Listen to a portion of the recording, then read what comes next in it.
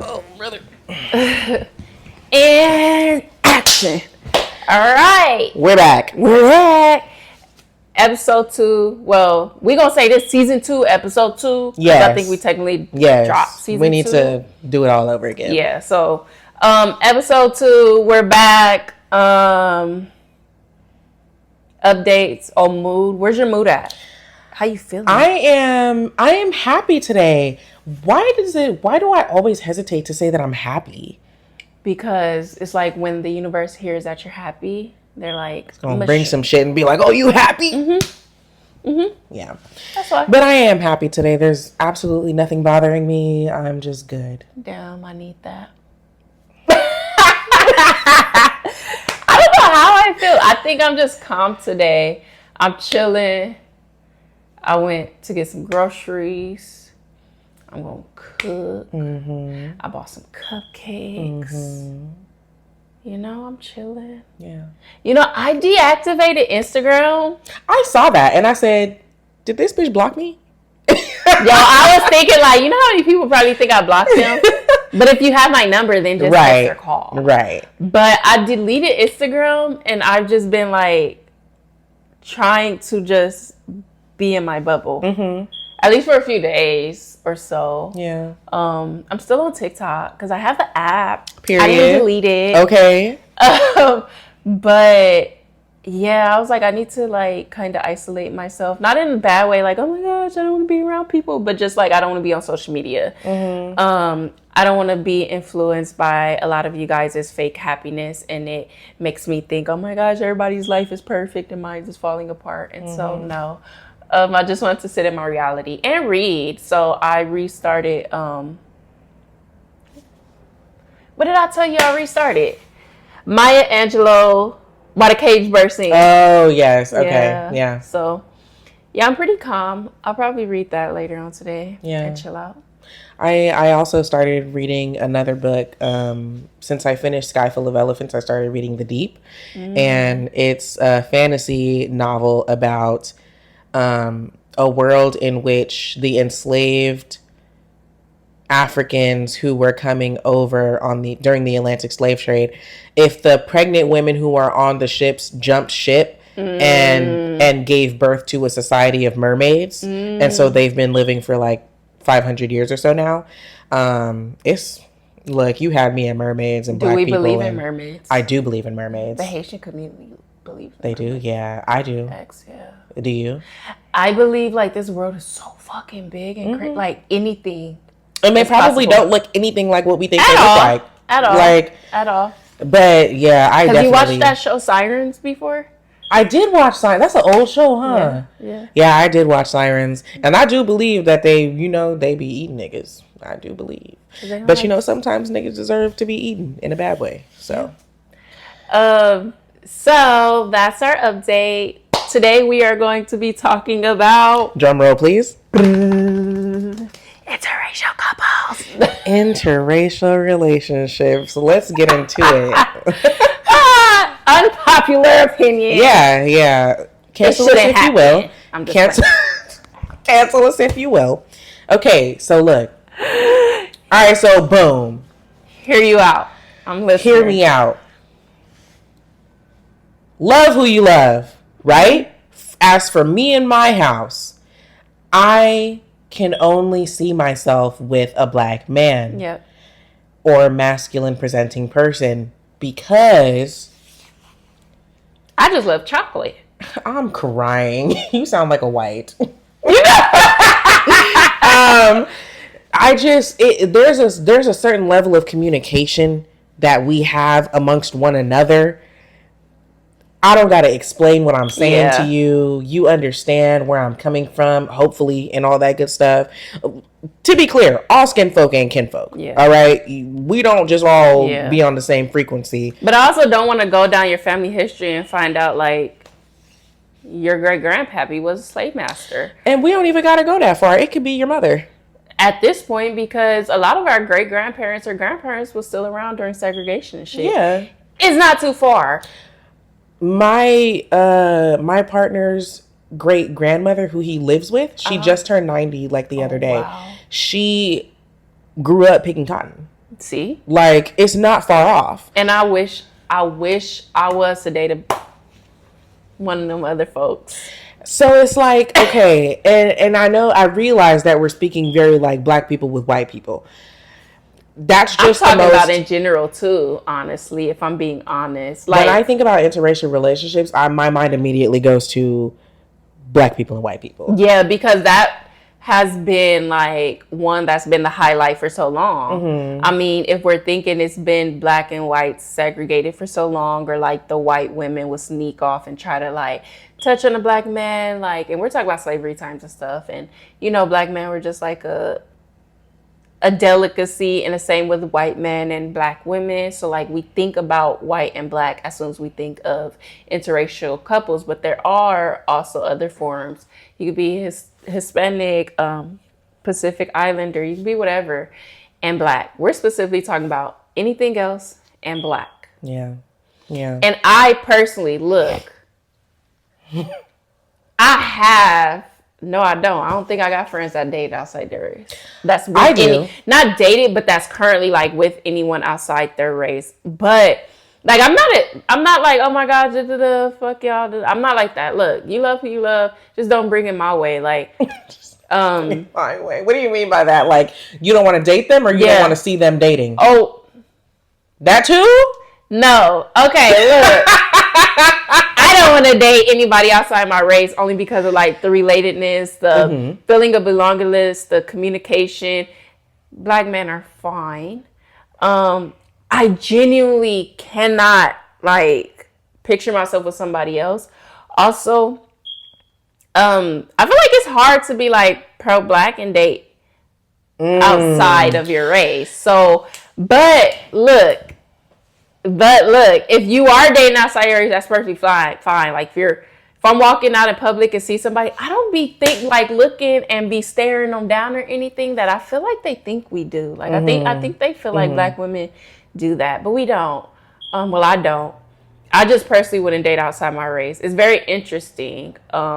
When I see an interracial couple, and it's less so for me between like a black person and like a Latino person, because I feel like we both come from a very strong heritage probably, and like we have more things in common than like a black person and a white person.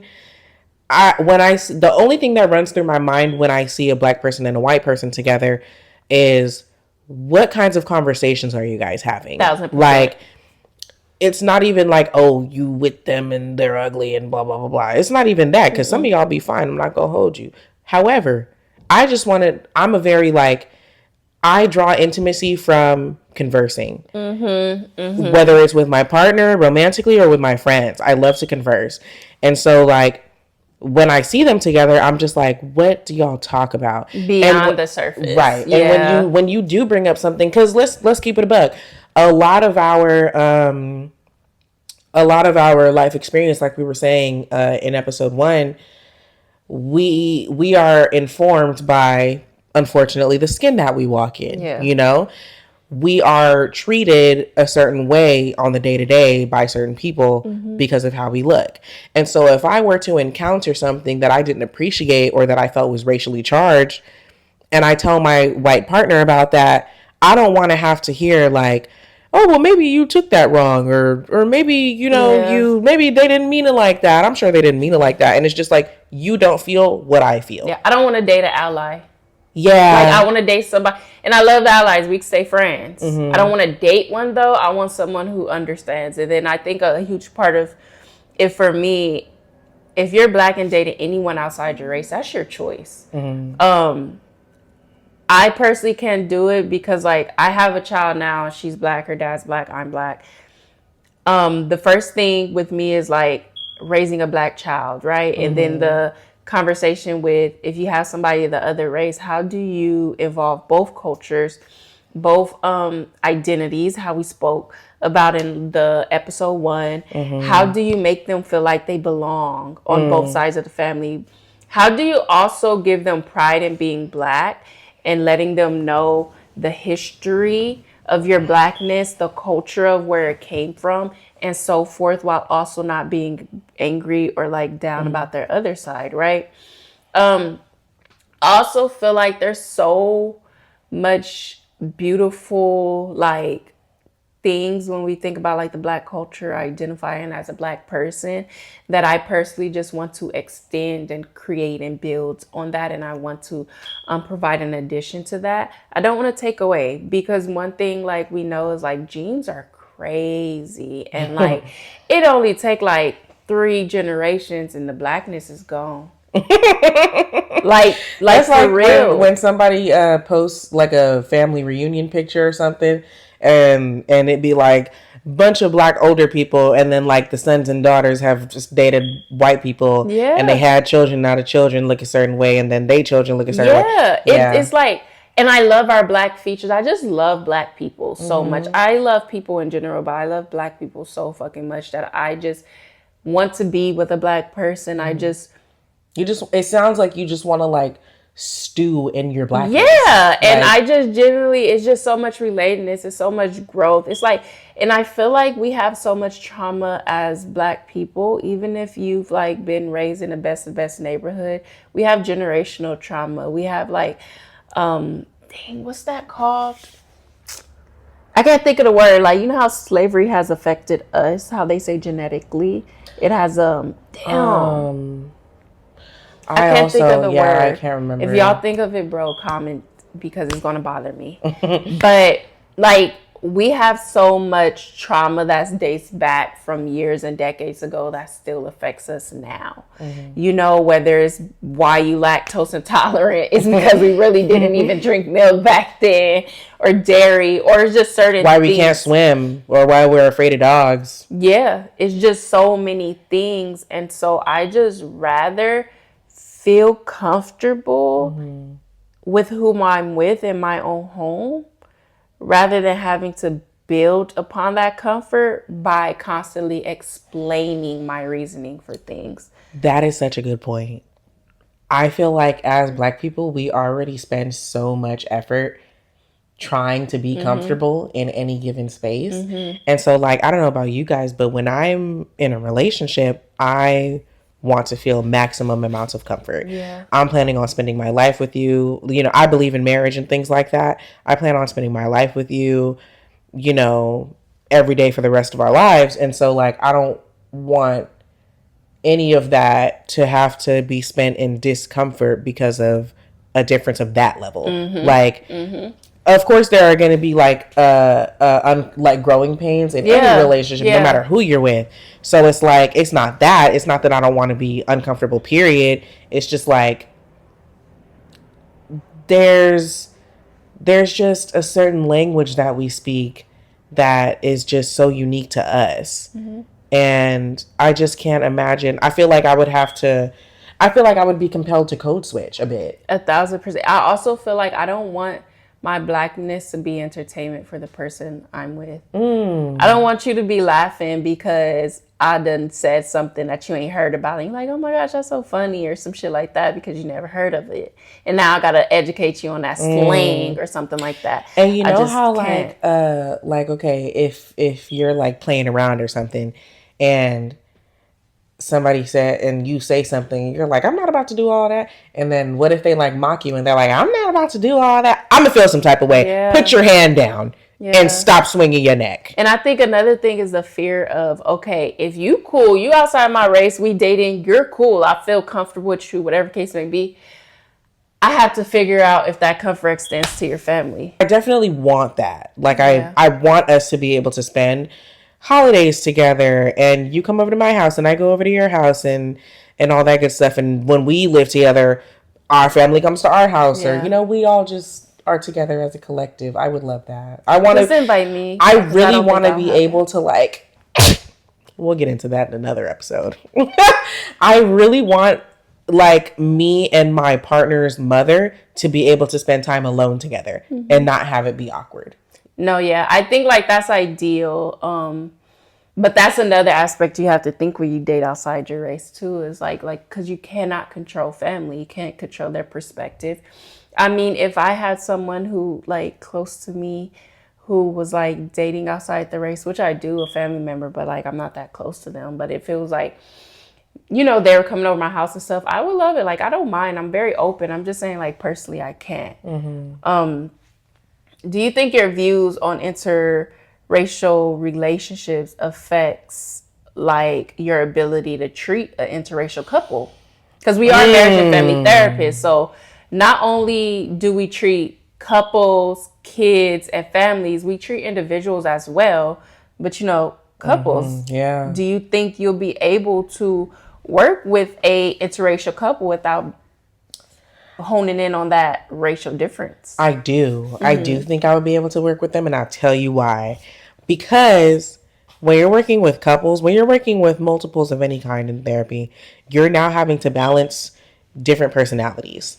And so for instance, if I were to be in session with a black couple, both people are black, I would still have to like hold myself back from my personal biases. Because to be clear, therapists have personal biases. So like I have to put my personal biases, leave them at the door in order to properly treat them. And so in the same way, I would have to put my personal biases about whatever race that couple comes in as to treat them properly. Because it's like the first thing that they tell you about couples therapy, or one of the first things, is that like we need to determine whether or not, like, is the goal to stay together and work through this, or is the goal to like amicably split? And is the goal to figure out what our goal is? Like, we have to figure that out. So it's like, if a couple comes in, and let me flip the script and take it easy on the man. If a couple were to come in and the man was to be like, she's just, she's cheated on me the whole relationship, the whole time we've been dating, and now we're married, and I thought it would change, and she's still cheating on me, and blah, blah, blah, blah. It would take everything in me to not be like, you need to leave her. Yeah. But if the goal is for them to stay together, I can't say that. That's not the mode that I should be operating in. Yeah. I think also this is a little bit off topic, but also when we think of couples therapy, right? It goes beyond staying together or not, because it could be the couple is coming in and say improving communication is our goal, right? In the midst of treatment or towards the end of treatment, they possibly may be like, we don't want to be together. One of them may say, I don't want to be together no more. And the other one could be mad like, how we go to therapy and you broke us up, right? The goal isn't always to keep you together or separate you or whatever case may be. The goal is to solve whatever, like to treat whatever is a problem. Now, if the problem end up resulting in you either staying together or separating, then that's what happens. But I think people have that misconception is that couples therapy is stay together or not. It's not. It's whatever is going to build a healthy dynamic. And for some people, that healthy dynamic ending up in them being not together. But just to build off of what you say, I haven't worked with an interracial couple yet, although I have worked with the interracial family. And so the daughter was mixed race, the mom was one race, the dad was one race.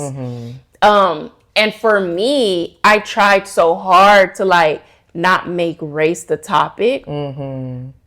Although that little girl problems came from the disconnect in the family. Yeah. So the relationship, they were divorced and stuff like that, but there were so many differences. Not feeling black enough on this side, but not feeling like you belong on that side. And the mom wasn't white, she was another race. Although the child like didn't like her hair because it was more curlier than the other side. And the mom used words like tame your hair or do this or do that. And so therapy for us looks like identifying with yourself, with your blackness, with your culture, with whatever, with both sides, right? So I had to have that conversation with mom as well and highlight some of those factors because mom and dad couldn't have those conversations. It was like they had their own personal relationships getting into it and stuff that they couldn't focus on the reality that, race may have played into our problems. Yeah. Even how they parented was totally different from when the child went to one house to the other. But one thing she kept bringing up was just like how she didn't belong in either like family. Their traditions, their rituals, their everything was so different. By the end of treatment, she felt a little bit more whole And she was able to like root herself in her identity. And she didn't have to pick one or the other. She really didn't. So it was a good thing, although it just comes with so much stress and struggle. And I feel like if you are not confident in who you are as an individual and being a Black person, and then you enter a dynamic with someone who is more confident in their culture or who they are, whatever, it causes an imbalance in the relationship and also for whatever offsprings you have. And I feel like you have to be more aware. It's also like, okay, here's the thing. In any relationship, you can be on two completely different pages when it comes to parenting, right? But it's like, okay, so a lot of people like to say like, oh, you guys make everything about race. Everything is about race. Mm-hmm. Like everything. I said, we're Black before we're anything else because that's what you see. Because that's what you see. And unfortunately, that is what a lot of the world has learned to see first and learned to make assumptions about. So it's like if you're a Black mixed with anything, you have a very unique experience wherever you go. Yeah. And so I just feel like the conversations that any couple would have to have together about parenting and about, you know, words we use and words we don't use and all that good stuff has to be even more so when the person is not of your race. They might not know what's insulting. Like if somebody told my daughter to tame her hair, I don't got no kids. But if somebody told my daughter to tame her hair, I would have to be like, what do you mean by that? Yeah. So like, I just don't want to have to encounter those kinds of things. Yeah. And it's just like, I just couldn't do it. And I have a friend who, like, she really wants a relationship, and she was like inquiring as to whether or not she should start venturing outside of her race. And I was like, I mean, if you want to, but like if what you want ultimately is to be married to a Black man, then I suggest you not. Like, because it's not like she's in the stage of dating where like she's still trying to figure out what she likes and dislikes. Like she wants to date for marriage. So it's like, if that's what you want, I recommend that you not settle for what you don't want. Yeah, because like you could end up in a relationship with someone who is not Black and fall madly in love with them and end up, you know. I feel like ultimately you end up in a relationship, whatever the other person's race is. Don't allow it to be because you don't care for the Black woman or man.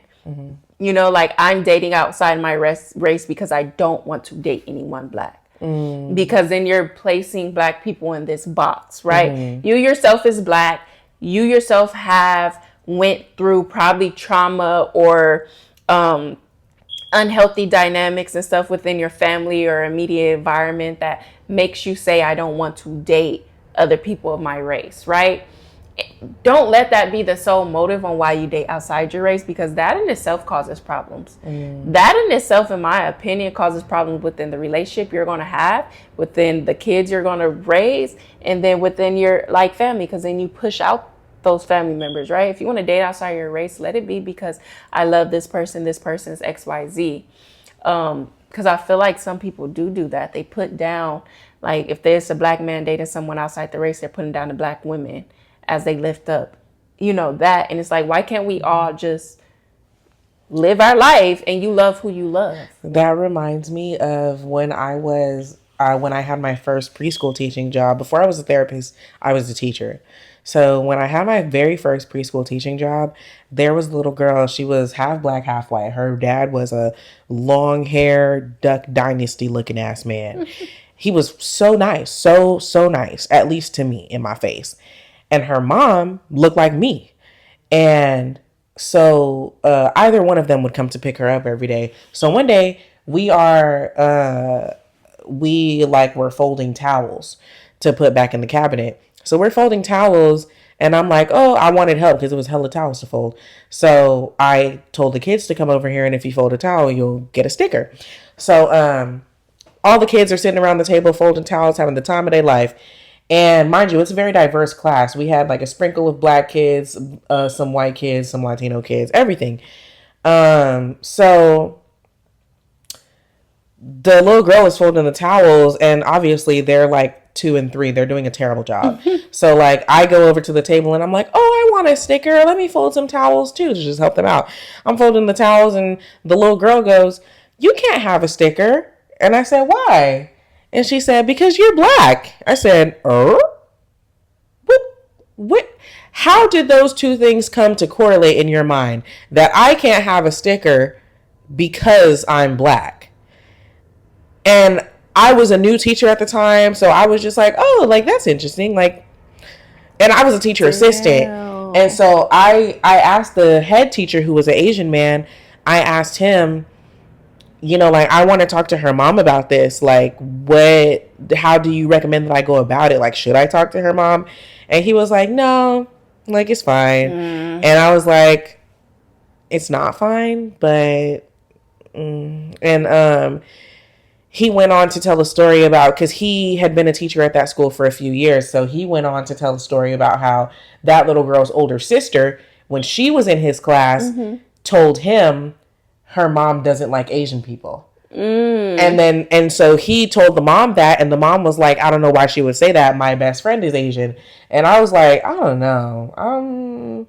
I don't know if it's like something going on within the family or things you say, you can be watching TV. But it's just like something very particular had to have been said for you to feel like I can't have a sticker because I'm black. Yeah, that was something. Yeah, I was shocked, and I think about that girl a lot. You know what's funny is, like, you were a teacher, right? You were a teacher's assistant. You were trying to figure out how to approach the dynamic. You now probably have more insight on if a child will say that to you, to how, with being a therapist, how to explore that without making them feel like they said the wrong thing. Right. You know, so that's the insight we like have as a therapist, be able to like explore that. I think ultimately, like, look, you love who you love. I personally cannot date outside my race. If my child was to, I'll accept, you know, what I accept. I hope she don't, because it seems like a headache. It seems like a headache. I also think you have to have those conversations, like we said. Like, if you're dating outside, you have to have serious conversations no matter what, even with the same race. Although if you're dating outside your race, you have to have additional conversations with whoever you're dating. No matter what race they are, you have to have those conversations of how we present ourselves. If I say certain things, how do you feel about this? How do you feel about that? How do your family treat those who look like me? You know, how do I show them respect? How do they show me respect? You know, certain stuff like that. And like, I feel like that's a lot of attention to attend on that when relationships are so like multifaceted in itself. And then now you're adding another layer, right? I'm also just so strong in like strengthening my black identity and who I am as a black woman, that I definitely want to be with someone who wants to strengthen their identity as a black man, right? So many relationships that we have growing up, as far as adult relationships we witnessed, may or may not have been healthy. I know for me, I haven't watched a lot of like healthy, like black relationships. I've had small examples here and there, but I myself want to be able to exhibit and display that like there are like black healthy relationships, only because there are those black children, the black little girl, the mixed little girl, but she's still black, you know, in school and stuff. And I want them, whether they're my child or not, to be able to see like, oh, it does exist. Like, I don't have to go outside of like my race to be able to find love. Now you go outside your race to find like family, because we could also choose family, you know, friendships and so forth.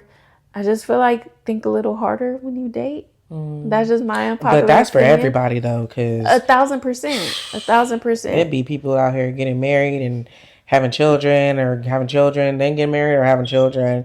Just anything, just with anybody. Yeah. Like, that don't make no sense. But anywho, what do you make of the fact that there are so many like large black voices who ended up being married to white people? That's why I said that in the beginning. Like, can you be pro-black and marry outside your race? Yes and no. I don't feel like you should be the number one representation. You shouldn't be there front and center if you're marrying outside your race, because I also feel like you have to align with your partner, right? You have some loyalty to your partner, no matter who you're dating. So if you're fighting for the black people or trying to be represent the black community, I feel like you're going to consciously or unconsciously filter yourself to make sure you don't offend your partner or their family or whatever the case may be. I didn't even think about that. Yeah, and I also just feel like I said, I don't understand it. Marrying an ally is definitely different from being friends with the ally. But how do you be like a strong representation for the black community and vet who you marry? Because I feel like at that point, if you got all eyes on you, you definitely got to vet who you marry. Yeah. You definitely do. And you have to find out their views. And I mean, you could be marrying the ally of allies. Yeah. I think that you can... I don't know, man. I don't know. It goes back to, okay, if you're marrying that person, I think a huge part of it goes back to, for me at least, to if you're marrying that person who is like white, we're just going to use white. If you're marrying that person because they're white, don't let it be because you don't want to marry a black woman. But I feel like that can't be the case, because like if you're an advocate for black people outside of your marriage, you have to have some kind of love for black people, even though you're married to somebody else. Like, could you not find that in a black person though? Like, I mean, maybe that's just not the way it worked out for them. Yeah, that's all. But I do. I'm not gonna sit here and say that I don't be wondering, like, I do, how you found yourself with a white person. Because in order to be an advocate for the black community, you have to be aware of what the black community is going through. And I think it's, at least for me, it's really difficult to, is it James Baldwin who said to be a black person in America is to live in a constant state of anger or something like that. You know the quote. And so I just feel like if you're aware of what's going on, I couldn't see myself going home and sharing my life with a white person, even if you're the ally of allies. Like, I don't know. I don't know. Yeah. It would just feel weird. It's definitely interesting. I don't know. It's very interesting. It's very interesting. Well, time for a nugget of wisdom. Nugget of wisdom. Love who you love. But I would say, I feel like our nugget of wisdom is,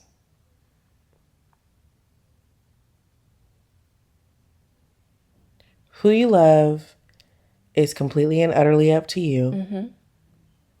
Just make sure that on your way up the ladder of love, you're not stepping on those who also love you. Oh, that was a good one. Amen. That was a good one. Amen. Love who you love. We want love for everybody, no matter what it looks like and who it's with. Yeah. We were just sharing, our personal opinions.